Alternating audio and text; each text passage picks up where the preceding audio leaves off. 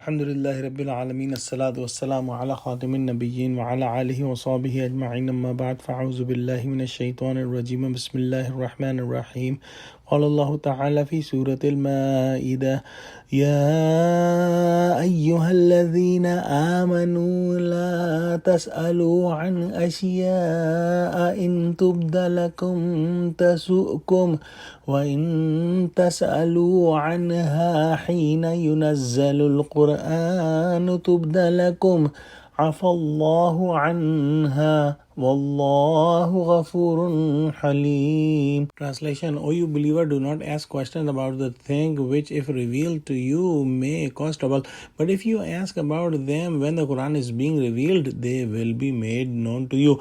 Allah has forgiven whatever happened in the past, and Allah is all forgiving, most forbearing. In the previous two rukus, Allah subhanahu wa ta'ala gave the commandments about the deen, and Allah subhanahu wa ta'ala forbidded the ghuluv or exaggeration in the deen, and also commandments came about the pure things that are halal, and the commandment was that do not make them haram on yourself, and also the things that are impure and bad things that were haram, those that were haram for each and every situation and time, and those that were haram on a specific situation or time, but if they are haram, they must be avoided. In today's ayah, Allah subhanahu wa ta'ala mentioned that whatever things Allah subhanahu wa ta'ala has not explained in clear detail about being haram or halal,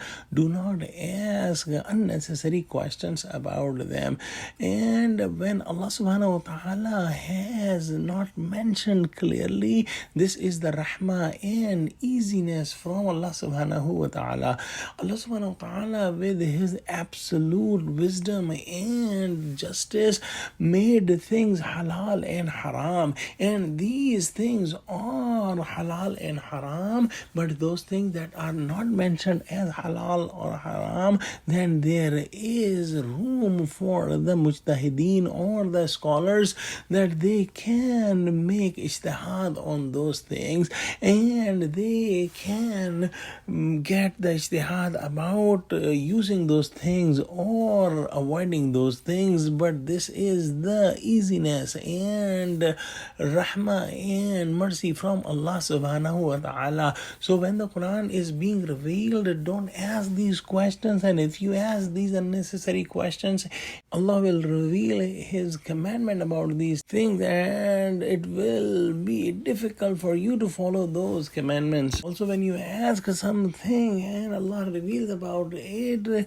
it potentially shows that you are ready to follow those commandments. But when Allah subhanahu wa ta'ala will show the commandments, you may find them difficult and may not be able to follow them. This is a mentality in which people try to skin the hair and get more and more details about the things which are unnecessary.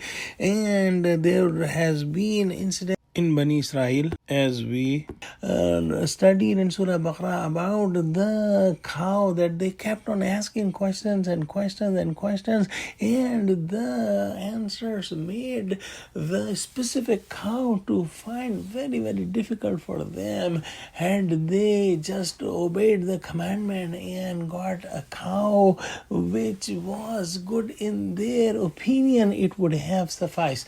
But their questions made their job difficult. When ayah number 97 of Surah Al-Imran came, someone asked Prophet Muhammad that is Hajj mandatory every year? Prophet Muhammad didn't answer. Then he asked again, and then Prophet Muhammad didn't answer. And then the third time he asked, and Prophet Muhammad did not like that question and said that if I say yes, it will become mandatory on all of you every year till the end of time, and it will be very, very difficult for you. So if I don't give any commandment about a specific thing, don't ask unnecessary questions. Allah subhanahu wa ta'ala is forgiving and most forbearing. If He hasn't mentioned any details, it is not because He, maazallah, forgot about it or something like that, but this is His mercy that He did not give all those details. Let's pray that Allah subhanahu wa ta'ala give us true understanding of Quran. Ameen wa akhiru da'wana alhamdulillahi rabbil alameen. Assalamu alaikum wa rahmatullahi wa barakatuhu.